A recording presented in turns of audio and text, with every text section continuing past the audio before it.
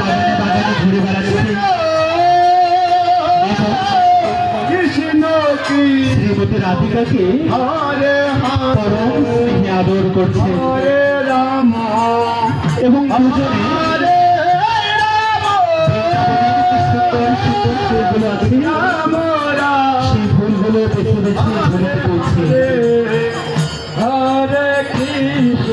শ্রীমতী রাধিকাও মাতা যশোদাকে পেয়ে আনন্দে আত্মহারা। মাতা যশোদার সাথে থাকলে তিনি নিজের মায়ের কথাই ভুলে যান।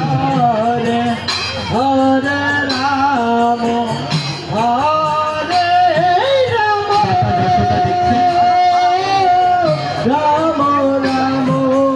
বৃন্দাবনের বাগানে যে সুন্দর সুন্দর ফুলগুলো ফুটেছে, একটি একটি করে সুন্দর ফুল ছেড়ে শ্রীমতী রাধিকার হাতে থাকা ঝুড়িতে বলছে, কৃষ্ণ হরে হরে হরে রাম হরে শ্রীমতী রাধিকাও মা যশোদাকে সহযোগিতা করার জন্য কেউ ফুল তুলে মা যশোদাকে সাহায্য করছে। যশোদা বলছে, রাধিকা কৃষ্ণ তুই তো ছোট মানুষ, তোর ফুল তোলার দরকার নেই, আমি তো আছি, আমি তোর হয়ে ফুলগুলো তুলছি। হ্যাঁ, রাধিকা মাতা যশোদার কথা মেনে নিলেন এবং তারা আবারও পরম আনন্দে সুন্দর সুন্দর ফুলগুলোকে তুলে ঝুলতে হতে লাগলেন। হরে কৃষ্ণ।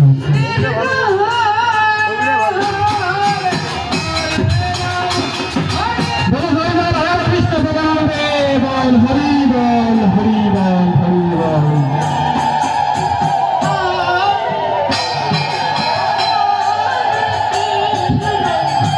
মাতা যশোদা বললেন, রাধিকা আমরা তো অনেকক্ষণ ঘুরে ফল করছি, মনে হয় তুমি ক্লান্ত হয়ে পড়েছ, চলো চলো এখন আমরা গৃহে ফিরে যাই। আমরা এখন গৃহে ফিরে কৃষ্ণ ভগবানের পূজা করবো। কৃষ্ণ কৃষ্ণ হরে হরে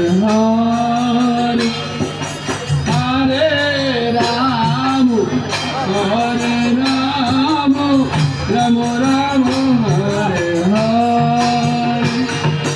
হরে হরে কৃষ্ণ কৃষ্ণ কৃষ্ণ হরে হরে